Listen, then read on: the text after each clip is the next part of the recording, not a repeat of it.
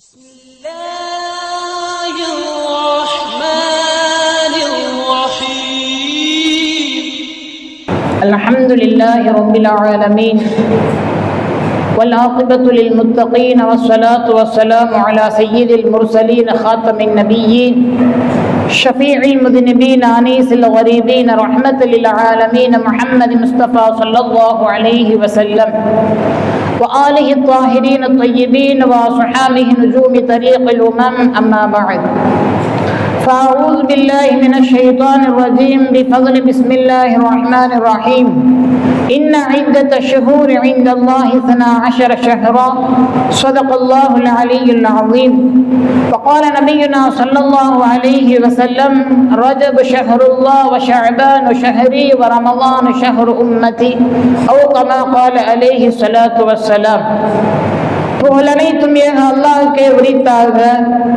சாந்தியும் சமாதானமும் சர்தார் நபி முஹம்மது முஸ்தபா ஸல்லல்லாஹு அலைஹி வஸல்லம் அன்னார்கள் மீதும் அன்னார்களின் அடிச்சுவடுகளை அயராமல் பின்பற்றிய உத்தம சத்திய சஹாபாக்கள், தாபிஈன்கள், தபஅ தாபிஈன்கள், ஷுஹதாக்கள், சாலிஹீன்கள், நாதாக்கள், நல்லடியார்கள், அல்லாஹ்வுடைய பள்ளியில் அமர்ந்திருக்கும் இன்னும் வரை இருக்கும் இந்த உபதேசத்தை கேட்கக்கூடிய அனைத்து நபர்கள் மீதும் அல்லாஹ்வுடைய வற்றாத கருணையும் சாந்தியும் சமாதானமும் என்றென்றும் நின்றும் நிலவட்டுமாக. ஆமீன். பரக்கத் பொருந்திய ஜும்ஆவுடைய பேரருளால் அல்லாஹ் நம்முடைய ஹலாலான ஹாஜத்துகளை நிறைவேற்றி வைத்திடுவானாக. பல முசீபத்துக்கள், ஆபத்துக்கள், திடீரென்ற மரணங்கள், தீராத நோய்களில் இருந்து இறைவன் நம்மையும் நம் குடும்பத்தாரையும் சமூகத்தையும் சந்ததியும் பாதுகாத்துடுவானாக என்ற துஆவோடு ஒரு சில வார்த்தைகளை இங்கே நினைவூட்ட ஆசைப்படுகிறோம். அல்ஹம்துலில்லாஹ். கண்ணியத்திற்குரிய அன்பான இஸ்லாமிய சொந்தங்களே, பெரியவர்களே, அல்லாஹ்வுடைய பேரருளால் இன்னும் சில நாட்களில் நம்மை நோக்கி ரஜப் என்கிற புனிதமான மாதம் வர இருக்கிறது. அல்லாஹு தஆலா உலகத்திலே எண்ணற்ற படைப்புகளை படைத்திருக்கிறான். இந்த படைப்புகள் உலகத்தில் வாழ வேண்டும் என்று சூரியன், சந்திரன், நட்சத்திரங்கள், வானம், பூமி, கடல் எல்லாத்தையும் இறைவன் இந்த உயிரினங்களுக்காக அல்லாஹ் படைத்திருக்கிறான். அல்லாஹ்வுடைய படைத்த படைப்புகளில் எல்லா படைப்புகளும் ஒரே அந்தஸ்தில் உள்ளதாக அல்ல. மனிதர்களுக்கு மத்தியில் அவர்களுடைய தக்வாவை பொறுத்து அல்லாஹ் தஆலா ஏற்றத்தாழ்வை வைத்திருக்கிறான். நபிமார்கள் அதில் குறிப்பிட்ட சில நபர்களை அல்லாஹ் தேர்வு செய்து நபியோடு சேர்த்து ஒரு அந்தஸ்தை உயர்த்தி ரசூல் என்ற பதவியும் அல்லாஹ் கொடுத்து வைத்திருக்கிறான். எல்லா ரசூல்மார்களும் ஒரே அந்தஸ்தில் உள்ளவர்களும் அல்ல. அதில் சில நபர்களை தேர்வு செய்து உலுல் ஆஸம், கண்ணியத்திற்குரியவர்கள், உறுதிமிக்க ரசூல்மார்கள் என்று அல்லாஹ் தஆலா அவர்களிலும் சிலர்களை மாத்திரம் தேர்வு செய்து சிறப்பாக்கி வைத்திருக்கிறார். இடங்களை பொறுத்து எல்லா இடங்களும் ஒரே மாதிரி அல்ல. கடை வீதி என்பது வேறு அந்தஸ்து, அல்லாஹ்வுடைய பள்ளி இறை இல்லங்கள் என்பது வேறு அந்தஸ்து, நம்முடைய வீடுகள் என்பது வேறு அந்தஸ்து. அப்ப இடங்கள் என்றால் ஒரே இடம்தான். ஆனால் அல்லாஹ்வுடைய பார்வையில் அதை இடங்களை பொறுத்து சில அமல்களை பொறுத்து ஏற்றத்தாழ்வை வைத்திருக்கிறான். அந்த அடிப்படையில் எல்லா இடங்களை விட பள்ளிவாசல்கள் மிக சிறப்புக்குரிய மிக சிறப்பான இடமாக அல்லாஹ் அமைத்து வைத்திருக்கிறார். இருந்தும் கூட இந்த பள்ளிவாசல்களில் மிக சிறப்புக்குரியது மக்கத்துல் முக்கர்ரமாக அல்லாஹ் வைத்திருக்கிறான். கண்ணியமாக்கப்பட்ட எல்லா மனிதர்களுக்கும் நிம்மதியை அளிக்கக்கூடிய பாதுகாப்பான இடம்தான் மக்கத்துல் முக்கர்ரமா. அதற்கு அடுத்து அல்லாஹ் மதீனத்துல் முனவ்வராவை வைத்திருக்கிறான். ஸல்லல்லாஹு அலைஹி வஸல்லம் அன்னார்களுடைய ரவுலா ஷரீஃபுடைய மண்ணுக்கு அடுத்த அந்தஸ்தை அல்லாஹ் கொடுத்திருக்கிறார். அதற்கு அடுத்து பைத்துல் முகத்தஸை அல்லாஹ் வைத்திருக்கிறார். இதுபோல மனிதர்களில் ஏற்றத்தாழ்வு, இடங்களில் ஏற்றத்தாழ்வு என்பது போல வாரங்களிலேயும் நாட்களிலேயும் அல்லாஹ் தஆலா ஒன்றை விட ஒன்றை சிறப்பாக ஆக்கி வைத்திருக்கிறார். எல்லா நாட்களும் சிறந்த நாள்தான். எந்த மனிதன் ஃபஜ்ர் தொழுகையோ அவனுக்கு அது துர்பாக்கியமுடைய நாள். இதை தவிர்த்து எல்லா நாட்களும் அல்லாஹ்விடத்திலே சிறப்புக்குரிய நாள் தான். இருந்தாலும் விசேஷ நாள். இந்த நாள் என்று ஒரு குறிப்பிட்ட நேரத்தை அல்லாஹ் ஒதுக்கீடு செய்து அந்த நாளில் அமல் செய்தால் இன்னும் பிற நேரங்களில் அமல் செய்வதை விட கூட அதிகமான நன்மை கிடைக்கும் என்பது இறைவனுடைய வாக்காக இருக்கிறது. அந்த அடிப்படையில் வாரங்களில் 7 நாட்களில் குறிப்பாக ஜும்ஆவுடைய நாள் ஒரு சிறப்புக்குள்ள நாளாக ஆக்கி வைத்திருக்கிறான். வேறு சில ஹதீஸ்கள் இப்படி சொல்லும், கிட்டத்தட்ட ஏழைகளின் ஈது பெருநாள் ஜும்ஆவுடைய நாளாக ஸல்லல்லாஹு அலைஹி வஸல்லம் சொல்லி காட்டுவார்கள். அப்படி என்றால் ஈது பெருநாளுக்கு எவ்வளவு மகிழ்ச்சி இருக்குமோ அதில் கொஞ்சம் மகிழ்ச்சி இந்த ஜும்ஆவுடைய நாளிலும் இருக்க வேண்டும் என்று பெருமானார் ஸல்லல்லாஹு அலைஹி வஸல்லம் அன்னார்கள் குறித்துதான் இந்த நாள் ஏழைகளின் திருநாள் என்று ஸல்லல்லாஹு அலைஹி வஸல்லம் சொல்லி காண்பித்திருக்கிறார். அதே போலதான் வருடத்தில் 12 மாதங்கள் குர்ஆன் சொல்லுகிறது, இன்ன இத்தத ஷுஹூர் இன்தல்லாஹி 12 ஷஹ்ரா. வருடத்தில் 12 மாதங்கள் உண்டு அல்லாஹ்விடத்தில். அதில் கண்ணியத்திற்குரிய சிறப்பான மாதங்கள் என்றால் ஒரு 4 மாதங்கள் என்று ஷரியத்திலே சொல்லப்படுகிறது. அதில் 3 மாதங்கள் தொடராக வரும், முஹர்ரம், துல்காதா, துல்ஹஜ், அடுத்து ரஜப் என்று குர்ஆனிலே சொல்லப்படுகிறது. அப்படி கண்ணியத்திற்குரிய மகிழ்ச்சியான நாட்களில் மாதங்களில் ஒரு மாதம்தான் ரஜபு மாதம். அந்த ரஜபு மாதம் வருகின்ற ஞாயிற்றுக்கிழமை இன்ஷா அல்லாஹ் பிறை தெரிந்தால் திங்கள் 1ஆக எண்ணப்படும். அப்படிப்பட்ட கண்ணியத்திற்குரிய மாதத்தை குறித்து, ரஜபை குறித்து குர்ஆனும் ஹதீஸும் நம்முடைய ஷரியத்திலே அந்த மாதத்திற்கு சொல்லப்பட்ட சில சிறப்பு அம்சங்களை குறித்து தான் இப்பொழுது பார்க்க இருக்கிறோம். ரஜபுடைய மாதத்தை குறித்து பெருமானார் ஸல்லல்லாஹு அலைஹி வஸல்லம் இப்படி சொல்லுவார்கள், ரஜப் ஷஹ்ருல்லாஹ், ரஜப் மாதம் என்பது அது அல்லாஹ்வுடைய மாதம். ஷஅபான் ஷஹ்ரி, ரஜபுக்கு அடுத்து வரக்கூடிய மாதம் ஷஅபான் என்கிற மாதம் அது என்னுடைய மாதம். ரமலான் ஷஹ்ரு உம்மத்தி, ஷஅபானை அடுத்து வருகின்ற புனிதமிகு ரமலான் என்பது இந்த சமூகத்தினுடைய மாதம் என்று ஸல்லல்லாஹு அலைஹி வஸல்லம் சொல்லி காட்டுகிறார்கள். அறிஞர்கள் பெருமக்களில் ஒருவர் அபூபக்கர் பல்கி ரஹ்மத்துல்லாஹி அலைஹி அவர்கள் சொல்லி காட்டுவார்கள், இந்த ரஜபுடைய மாதம் என்பது விதை விதைப்பதை போல, இதற்கு அடுத்து வரக்கூடிய ஷஅபானுடைய மாதம் என்பது நட்ட விதைக்கு தண்ணீர் பாய்ச்சுவது போல. விதையும் விதைச்சாச்சு, தண்ணீரும் விட்டாச்சு, என்ன செய்யும்? மரமோ செடியோ அல்லது கதிர்களோ எதுவாக இருந்தாலும் பசுமையை நோக்கி வந்துவிட்டு சீரான அது பயன் பெறக்கூடியதாக ஆகிவிடும். அதற்கடுத்து ரமலான் மாதம் என்பது அது அறுவடை செய்யக்கூடிய மாதம் என்று அல்லாமா அபூபக்கர் பல்கி ரஹ்மத்துல்லாஹி அலைஹி நமக்கு சொல்லி காட்டுவார். அப்படி என்றால் கண்ணியத்திற்குரிய மாதங்கள் ஒரு மாதமான ரஜபு மாதம் வருகின்றது. இந்த ரஜபுடைய மாதத்தை குறித்து நிறைய பரக்கத்தை பொருந்திய மாதமாக பார்க்கப்படுகிறது.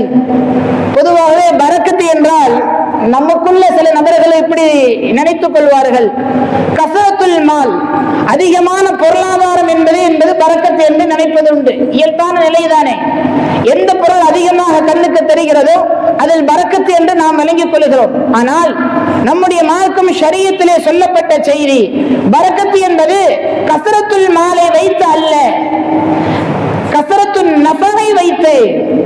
இன்னைக்கு நிறைய பேர் சொல்லுவாங்க, ஹஸரத் கை நிறைய சம்பாதிக்கிறேன், ஆனா எந்த விதமான பயனும் தெரியல, எப்படி வர்றதோ அது போல நம்மை விட்டு போகிறது பொருளாதாரம், நிறைய சம்பாதிக்கிற மாதிரி தெரியுது, ஆனா நிறைய கடனாக இருக்குது, வந்த வழி எவ்வளவு வேகமாக வருதோ அதை விட அதிகமான வேகத்தில் போகிறது என்று பரக்கத்தே இல்லை என்று சொல்லக்கூடிய சில நபர்களை பார்க்கிறோம்.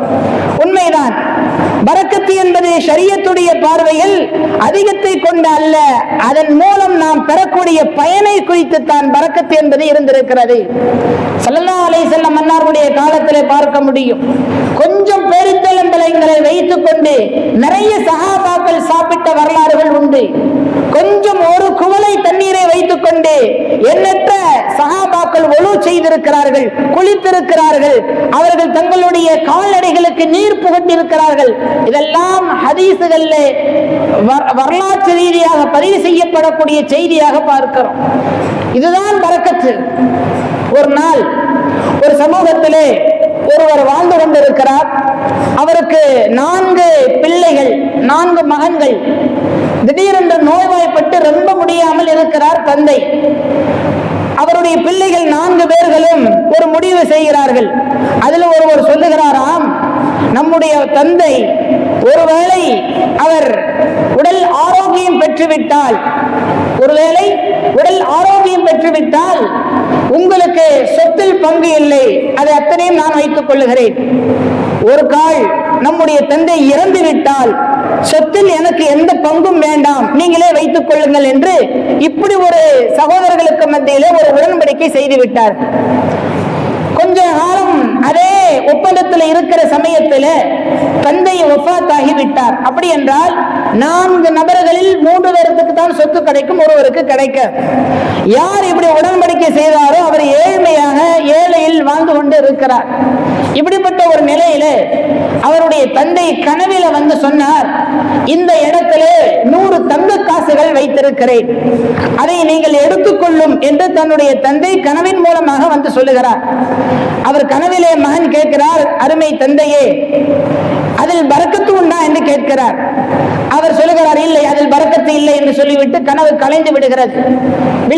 விழித்ததும் தன்னுடைய மனைவி இடத்துல சொல்லுகிறார், இது போன்ற கணவர் வந்து கனவு இது மாதிரி விஷயத்தை சொன்னாரு, என்ன செய்யலாம் என்று கேட்கிற பொழுது, பெண்கள் அல்லவா, அவர்களுக்கு இயல்பாக ஆண்களை விட கொஞ்சம் ஆசைகள் மேலோங்க செய்யும்.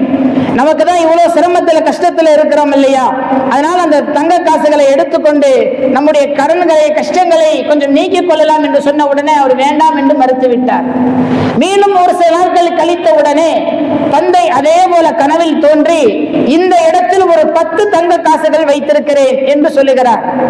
அந்த மகன் கேட்கிறார், அதிலும் பரக்கத்து உண்டா? அவர் பேசாம இருக்கிறார். கனவு கலைந்து விடுகிறது. அதையும் அவர்கள் எடுக்கவில்லை. ஒரு சில நாட்கள் கழிந்து 3வது முறையாக அதே போல ஒரு கனவு ஒன்று காண்கிறார். அதில் சொல்லுகிறார், இந்த இடத்தில் ஒரே ஒரு தங்க காசு இருக்கிறது. அவர் கேட்கிறார், தந்தையே, அதில் பரக்கத்து உண்டா என்று கேட்கிறார். ஆம், அதில் பரக்கத்து இருக்கிறது என்று சொல்லுகிறார். தந்தையினுடைய கனவிற்கு ஏற்ற போல் அவள் அந்த பரக்கத்து உள்ள அந்த ஒரு காசை எடுக்கிறார். இப்ப கடுமையான பசி, ஏதாவது வாங்கி வரலாம் என்று கடை வீதிக்கு செல்கிறார். கடை வீதியிலே அந்த 1 ரூபாயை கொடுக்கிறார். 2 மீன்கள் கிடைக்கிறது, கடல் மீன். அந்த மீனை வாங்கி கொண்டு அறுக்கிறார். அதில் விலையும் மதிப்பற்ற முத்துக்கள் உள்ளே இருக்கிறது. அன்றைய உள்ள காலத்தில் ஒரு அரசர் ஒரு அறிவிப்பு செய்கிறார், யாரிடத்தில் முத்துக்கள் இருக்கிறதோ அவர்கள் கேட்கின்ற அளவிற்கு நான் பொருளாதாரத்தை கொடுக்கிறேன், பணம் காசுகளை தங்கங்களை கொடுக்கிறேன், எனக்கு தேவை முத்து என்று ஒரு அரசருடைய அறிவிப்பு. அது மாதிரி உள்ள நேரத்தில் 2 முத்துவை கொண்டு போய் வரலாற்றில் பதிவு செய்யப்படுகிறது. கிட்டத்தட்ட 60 கழுதைகள் அறுத்து அதனுடைய தோலை விரித்தால் எவ்வளவு அளவுக்கு வருமோ அந்த அளவு தங்க காசுகளை அந்த அரசர் கொடுத்ததாக வரலாற்றிலே பார்க்கிறோம். இதுதான் பரக்கத். 100 தங்க காசு இருக்கிறது, ஆனால் பரக்கத்து இல்லை என்று சொன்ன உடனே அந்த வாலிபரை தொட்டு பார்க்கவில்லை. 10 தங்க காசுகள் இருக்கிறது, அதில் பரக்கத்து இல்லை என்று சொன்ன உடனே தொட்டு பார்க்கவில்லை. நமக்கு கிடைத்தது 1 ரூபாயாக இருந்தாலும் அதில் பரக்கத்து உண்டு என்று சொன்னால் இந்த உலகத்தில் மகிழ்ச்சியாக நிம்மதியாக வாழ முடியும். இன்னைக்கு கோடான கோடி அல்லது லட்சங்களில் புரளக்கூடிய மனிதர்கள் புலம்பிக் கொண்டுதான் இருக்கிறார்கள். எனக்கு முடியல, இவ்வளவு கடன்கள் இருக்கிறது. இன்னைக்கு ஒரு சராசரி மக்களுடைய தொகையில பார்க்கிறார். உதாரணமாக ஒரு 100 நபர்கள் இருக்கும் பட்சத்தில் ஒரு 5 அல்லது 6 நபர்களை தவிர்த்து 95 பேர்கள் கடனாளியாகத்தான் வாழ்ந்து கொண்டிருக்கிறார்கள். இன்றைய உள்ள காலத்தில் ஏதோ ஒரு விதத்தில் கடன் அவரை தொற்றிக் கொண்டு இருக்கிறது. ஏதோ ஒரு விதத்தில் பரக்கத்தை இழந்து வாழக்கூடிய ஒரு நிலைக்கு தள்ளப்பட்டிருக்கிறது. ஆனால் இந்த மாதத்தை குறித்து சொல்லப்படுகிற சமயத்தில் இது புனிதமிகு பரக்கத்துக்குரிய மாதங்கள். இந்த மாதம் ரஜபுடைய மாதம் முழுக்க பரக்கத்துக்குரிய மாதம். எதை கேட்டாலும் இறைவன் அப்படியே கொடுக்கக்கூடிய மாதம். ஸல்லல்லாஹு அலைஹி வஸல்லம் சொல்லி காட்டுவார்கள், ஒரு வருடத்தில் 5 இரவுகள் உண்டு. வருடத்தில் 5 இரவுகள் உண்டு. அந்த இரவில் இறைவனிடத்திலே வணக்கம் புரிந்தால், இறைவனிடத்தில் நாம் கேட்கின்ற துஆக்கள் கண்டிப்பாக அதை நிறைவேற்றிக் கொள்ளப்படும். நாம் செய்யக்கூடிய அமல்களுக்கு பல மடங்கு நன்மைகள் இறைவன் தருவான். அந்த 5 இரவுகளை குறித்து பேசும் பொழுது முதலாவது ஈதுடைய 2 பெருநாளுடைய இரவு, அடுத்து பராத்துடைய இரவு, வாரம் வாரம் நம்ம இடத்துல வந்து கொண்டிருக்கிற வியாழன் இரவு விடிந்தால் வெள்ளி, 5வதாக சொல்லுவார்கள் ரஜபு மாதத்தில் பிறை தென்பட்டவுடனே முதல் இரவு. இப்படிப்பட்ட இந்த 5 இரவில் ஒரு மனிதன் இபாதத்து செய்தால், அல்லாஹ்விடத்திலே துஆ கேட்டால், எந்த விதமான மறுப்பும் இல்லாமல் தடை இல்லாமல் அல்லாஹ்விடத்தில் அங்கீகரிக்கப்படுகிறது என்று பெருமானார் ஸல்லல்லாஹு அலைஹி வஸல்லம் அன்னார்கள் சொல்லக்கூடிய ஹதீஸ் பதிவு செய்யப்படுகிறது. அப்படிப்பட்ட இந்த மாதத்தில் வேறு சில ஹதீஸ்கள் ரசூலுல்லாஹ் இப்படி சொல்லி காட்டுவார்கள். பைஹகி அப்படிங்கிற ஹதீஸ் கிதாபுகளில் பதிவு செய்யப்பட்ட செய்தி, மன் ஸாம ஸலாஸத அய்யாமின் மின் ரஜப், ரஜபு மாசத்தில் எந்த ஒரு மனிதன் 3 நோன்பு வைப்பானேயானால், கதபல்லாஹு லஹு ஸியாம ஷஹ்ரின், அன்றைய அந்த மனிதனுக்கு அல்லாஹ் தஆலா ஒரு மாதத்தில் நோன்பு வைத்தால் எந்த கூலியோ அதை தருகிறான். வமன் ஸாம ஸபஅத அய்யாமின் அகலக மின்ஹு ஸபஅத்து அப்வாபின் மினன் நார், இதே இந்த ரஜபுடைய மாசத்துல ஒரு மனிதன் 7 நோன்பு வைப்பானேயானால் நரகத்தினுடைய 7 வாசல்கள் அவன் மீது அடைக்கப்படுகிறது. அப்படி என்றால் நரகம் அவனுக்கு ஹராமாக்கப்படுகிறது. வேறு சில ரிவாயத்துகள் இப்படி இருக்கிறது, எந்த மனிதன் இந்த மாதத்தில் 8 நோன்பு வைப்பானேயானால் சுவனத்தினுடைய 8 கதவுகளும் அவனுக்கு திறக்கப்பட்டு விடுகிறது என்று ஸல்லல்லாஹு அலைஹி வஸல்லம் சொல்லி காட்டுகிறார்கள். நிறைய உண்டு இந்த மாசத்திலே நோன்பு வைப்பதை குறித்து. அவர் 1 நோன்போ 3 நோன்போ 10 நோன்போ எத்தனை நோன்புகள் வைத்தாலும் அளவுக்கு அதிகமான நன்மைகளை ஈட்டி தரக்கூடிய ஒரு அற்புதமான மாதம் தான் இந்த ரஜபுடைய மாதம்.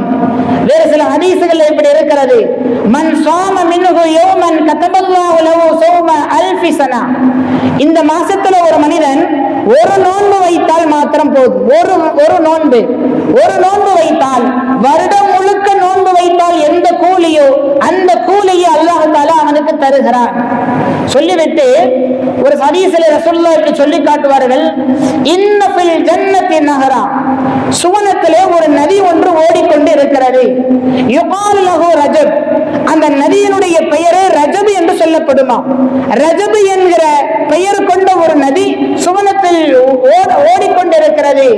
மாஹு அஷத்து பயாதம் மினல் லபன், அதனுடைய தண்ணீருடைய நிறத்தை குறித்து பெருமானார் ஸல்லல்லாஹு அலைஹி வஸல்லம் சொல்லி காட்டுகிறார்கள், பாலை விட வெண்மையாக இருக்கும். வஅலா மினல் அஸல், தேனை விட இனிப்பாக இருக்கும் என்று சொல்லிவிட்டு, மன் ஸாம யௌமன் மின் ரஜப், ரஜபுடைய மாசத்திலே எந்த மனிதன் நோன்பு வைப்பானேயானால் ஸகாஹுல்லாஹு மின் ஸாலிக நஹர், அந்த நதியிலிருந்து அல்லாஹ் தஆலா அவனுக்கு நீர் புகட்ட செய்வான் என்று ஸல்லல்லாஹு அலைஹி வஸல்லம் சொல்லி காட்டுகிறார்கள். இந்த பாக்கியத்தை அல்லாஹ் நம் அனைவர்களுக்கும் தந்தல் புரிவானாக. அப்ப அந்த பாக்கியம் நமக்கு வர வேண்டும் என்றால் குறைந்தபட்சம் இந்த மாதத்தில் நாம் ஒரு நோன்பாவது நோக்க வேண்டும். பொதுவாகவே ரஜபுடைய மாசத்துல அல்லாஹு தஆலா விசேஷ சில செயல்பாடுகளை நிகழ்வுகளை நடத்தி காண்பித்திருக்கிறான். பொதுவாகவே நார்மலா வியாபாரம் செய்யக்கூடிய வியாபாரிகள் மற்ற நாட்களில் என்ன சரக்கு வாங்குவோ எதை விற்பார்களோ அது நார்மலாக நடக்கும். ஆனால் திருநாட்களுடைய விசேஷ நாட்களில் வருகிற சமயத்தில் தீபாவளி, பொங்கல், ரமலான், பக்ரீத் போன்ற இது மாதிரி பண்டிகைகளுடைய நாட்களில் வருகிற பொழுது கொஞ்சம் அதிகம் வியாபாரத்திற்காக வேண்டி கடையை டெக்கரேஷன் பண்ணுவாங்க, லைட் செட் பண்ணுவாங்க, இன்னும் அதிகமான பொருட்களை சரக்குகளை வாங்கி போடுவது இயல்பு. எதற்காக வேண்டி? எப்பொழுதும் உள்ள கடைதானே என்பதற்காக வேண்டி நாம் அப்படியே விட்டு விடுவதில்லை. கொஞ்சம் அதிகம் கவனம் செலுத்தி அந்த கடையில் வேணுங்கிற சரக்கு, இன்னும் சில கடைகள்லாம் உண்டு அந்த கடைக்கும் அந்த பொருளுக்கும் சம்பந்தமே இல்லை. அப்படிப்பட்ட சம்பந்தம் இல்லை என்றாலும் கூட அந்த விசேஷ நாட்களை மையமாக கருத்தில் கொண்டு அவர்கள் அது மாதிரி உள்ள பொருட்களை வாங்கி வைப்பார்கள் அல்லவா. அதுபோலதான் அல்லாஹு தஆலா இந்த இஸ்லாத்தினுடைய ஷரியத்தினுடைய நபிமார்களுடைய வரலாற்றிலே பல நிகழ்வுகளை நடத்தியிருந்தாலும் குறிப்பிட்டு ஒரு மாதத்தை தேர்வு செய்து இந்த மாதத்தில் சில நபிமார்களுக்கு சில நிகழ்வுகளை பேர் அற்புதங்களை நிகழ்த்தி காட்டியிருக்கிறான் இறைவன். அந்த அடிப்படையில தான் இந்த உலகத்திற்கு ரஹ்மத்துல் லில் ஆலமீன், உலகம் முழுக்க பேர் அற்புடையாக வந்திருக்கிற பெருமானார் ஸல்லல்லாஹு ஸல்லல்லாஹு அலைஹி வஸல்லம் அன்னார்கள் அவர்கள் கருத்தரித்தது இந்த புனிதமிகு ரஜபுடைய மாசத்துல தான்.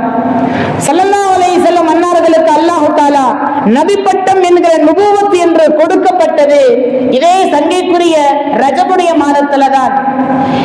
இஸ்லாத்திலே ஹிஜ்ரத் என்பது மிக பெரும் ஒரு வரலாற்று சாதனை. இந்த ஹிஜ்ரத்தின் மூலமாகத்தான் இஸ்லாம் அப்படியே பரவலாக விரிந்து போனது.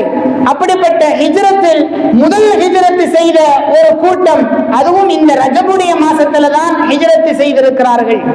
ஸல்லல்லாஹு அலைஹி வஸல்லம் அன்னார்கள் இந்த உலகத்தை தாண்டி 7 வானங்களை கடந்து சிதறத்துல் முன்தஹாவை கடந்து அல்லாஹ்வுடைய அரிஷில் அல்லாஹ்வை எந்த விதமான திரை இல்லாமல் பார்த்து, நரகத்தை பார்த்து, சுவனத்தை பார்த்து, நரகவாசிகளை பார்த்து, அவர்களுடைய செயல்பாடுகளை பார்த்து, சுவனவாசிகளை பார்த்து, எல்லா விதமான பேர் அற்புதங்களை பார்த்து ஸல்லல்லாஹு அலைஹி வஸல்லம் அன்னார்களுக்கு அல்லாஹ் கொடுத்த பெரிய அற்புதம் மிஅராஜுடைய பயணம்.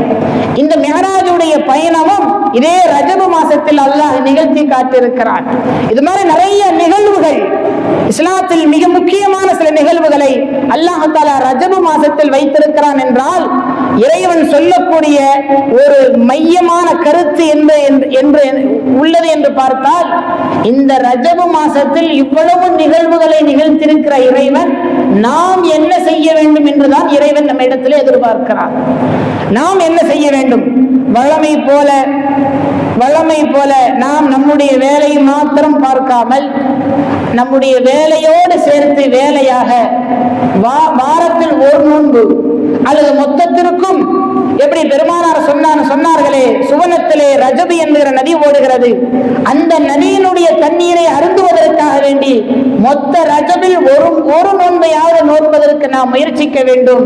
இப்படி நோன்பின் மூலம் அல்லாஹு தாலாவுடைய நெருக்கத்தை அடைவதற்கு முயற்சிக்க வேண்டும். அல்லாஹு தாலா ரஜபுடைய மாதம் தொடங்கிவிட்டாலே ஸல்லல்லாஹு அலைஹி வஸல்லம் அன்னார்கள் மூலமாக நமக்கு ஒரு செய்தியை சொல்லி காட்டுகிறார். வழமையாக நாம் வருடம் துஆ செய்ய ஆரம்பித்து விடுவோம். என்ன துஆ? அல்லாஹும்ம பாரிக் லனா ஃபீ ரஜப வ ஷஅபான் வ பல்லிக்னா ரமலான். இறைவா, ரஜபுடைய மாசத்தையும் ஷஅபானுடைய மாசத்திலையும் பரக்கத்தை செய். காரணம், அந்த 2 மாதங்களும் பரக்கத்து பொருந்திய மாதம், அதனால் பரக்கத்தை செய். ரமலானுடைய மாதத்தை அடைவதற்கு கிருபை செய் என்று பெருமானார் ஸல்லல்லாஹு அலைஹி வஸல்லம் ரமலானை அடைவதற்கு முதல் அடிப்படை ஸ்டெப்பாக ரஜபிலிருந்தே தொடங்க வைத்திருக்கிறார்கள். அந்த சிந்தனையை நமக்கு ஊட்டியிருக்கிறார்கள். எனவே அந்த அடிப்படையில் நாம் 2 மாதத்திற்கு பிறகு வரக்கூடிய அந்த ரமலானை அடைவதற்கு இப்பொழுதிலிருந்தே அதற்குண்டான ஆயத்தமாக வேண்டும். நம்முடைய அமல்களை அதிகப்படுத்த வேண்டும். எல்லாம் அல்ல அல்லாஹ் நம்முடைய அமல்களை கபூல் செய்திடுவானாக.